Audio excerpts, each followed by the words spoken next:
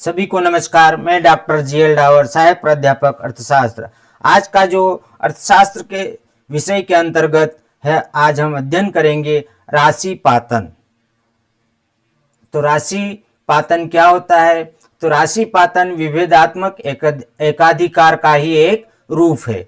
राशि पातन का अर्थ है घरेलू बाजार की तुलना में विदेशी बाजार में नीची कीमत पर वस्तुएं बेचना। राशि पातन में एकाधिकारी दो बाजारों, घरेलू और अंतर्राष्ट्रीय बाजारों में वस्तु बेचता है। घरेलू बाजार में उसका कोई भी प्रतियोगी नहीं होता है, किंतु अंतर्राष्ट्रीय बाजार में उसे कठोर प्रतियोगिता का सामना करना पड़ता है। ऐसी दशा में एकाधिकारी अपनी वस्तु घरेलू बाजार में ऊंची कीमत और विदेशी बाजार में नीची कीमत पर बेचकर अधिकतम एकाधिकारी लाभ कमाता है।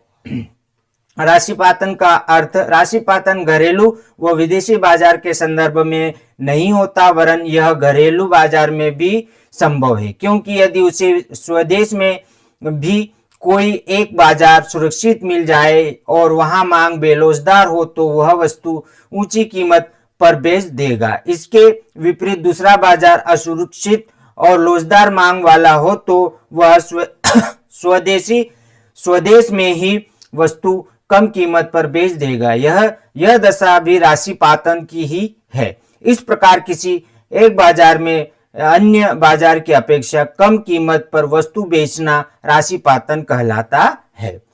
एकाधिकारी जहां कम कीमत पर वस्तु बेचता है वहां भारी मात्रा में पूर्ति को डंप कर देता है। इसी से इसे डंपिंग कहते हैं। एकाधिकारी राशिपातन वाले बाजार में औसत लागत से भी कम कीमत पर वस्तुएं बेचता है।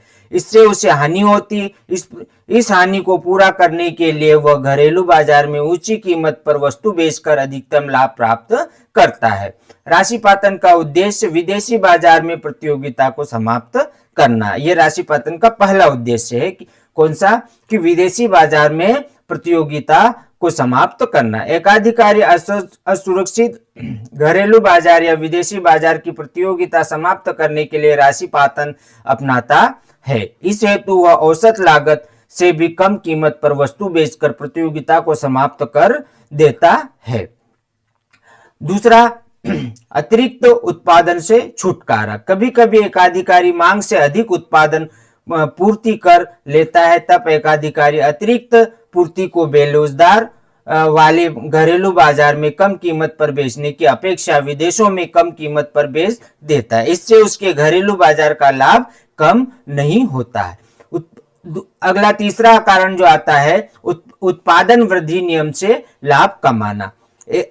जब एकाधिकारी उत्पादन वृद्धि नियम के अंतर्गत उत्पादन करता है, तब उत्पादन बढ़ाने पर लागत एसीएमसी औसत लागत और सीमांत लागत कम हो जाती है।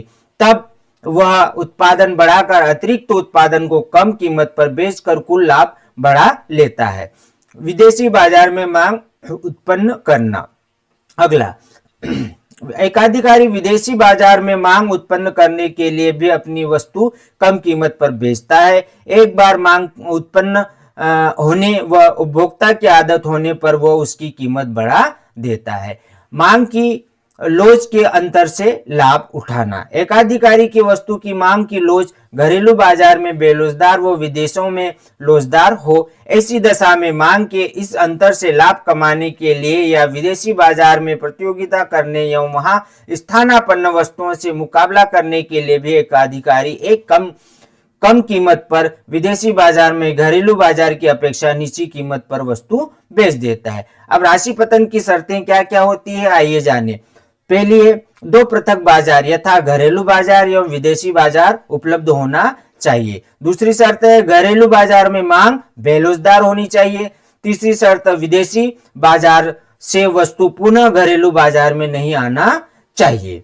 अब राशिपातन में कीमत एवं उत्पादन का निर्धारण किस प्रकार से होता है, तो आइए जाने। राशिपातन के अंतर्गत भी एकाधिकारी का मुख्य उद्देश्य अपने लाभ को अधिकतम करना होता है। इस उद्देश्य की प्राप्ति के लिए वह घरेलू बाजार में वस्तु को ऊंचे मूल्य पर एवं विदेशी बाजार में सस्ते मूल्य पर बेचता है। यहाँ यह भी उल्लेखनीय है कि घरेलू बाजार में एकाधिकारी होने से औसत आगम एवं सीमांत आगम रेखाएं नीचे की ओर गिरती हुई होती है। इसके विपरीत विदेशी बाजार में पूर्ण प्रतियोगिता की स्थिति होने से आगम रेखाएं समानांतर रहती है। राशि पतन में कीमत निर्धारण को रेखाचित्र में दर्शाया गया है।